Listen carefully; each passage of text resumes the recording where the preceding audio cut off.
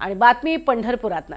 वसंत पंचमी निमित्त पंढरपुरात विठ्ठल आणि रुक्मिणी मातेचा शाही विवाह सोहळा संपन्न होतोय। यासाठी संपूर्ण मंदिर फुलांनी सजवण्यात आलंय। सकाळपासूनच सनई चौघड्यांचे सूर ऐकू येत आहेत। अशातच विठ्ठल आणि रुक्मिणी मातेच्या लग्नविधीसाठी खास असे 2 टन फुलांपासून मयूर मंडपही उभारण्यात आलाय। आणि याचाच मंदिरातून आढावा घेतलाय आमचे प्रतिनिधी संकेत कुलकर्णी यांनी। विठ्ठल आणि रुक्मिणी मातेचा शाही विवाह सोहळा आज वसंत पंचमीच्या निमित्ताने पंढरपुरात साजरा होणार आहे आणि याच निमित्ताने संपूर्ण मंदिर हे एका राजवाड्याप्रमाणे सजवण्यात आले।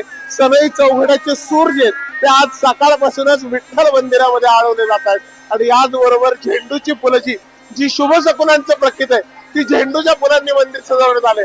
लग्न विधीसाठी खास असा मयूर मंडप हा फुलांनी उभा करण्यात आलाय। यासाठी तब्बल 2 टन फुलं वापरण्यात आलेली आणि या 2 टन फुलांपासून होणारा हा मयूर मंडप आहे आणि हाच मयूर मंडप या विवाह सोहळ्याची शोभा वाढवतोय। आपल्या सोबत एक मयूर मंडप केलाय। कशा पद्धतीने आजच्या मयूर मंडपाची संकल्पना आहे? संकल्पना बघून मला सांगून दिली की कोणती सजावट करायची आहे, मी करतच नाही, बघून माझ्याकडे करून घेतात। किती फुलांचा वापर झालाय?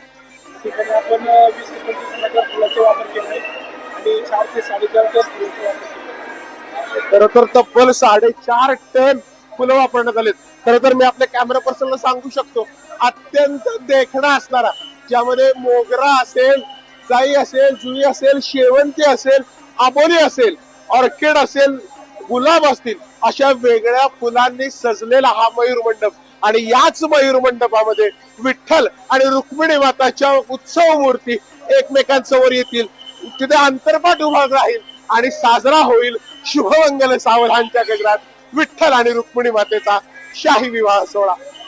व्हिडिओ जर्नलिस्ट राजू मिश्रा, संकेत कुलकर्णी, NDTV मराठी, विठ्ठल मंदिर पंढरपूर।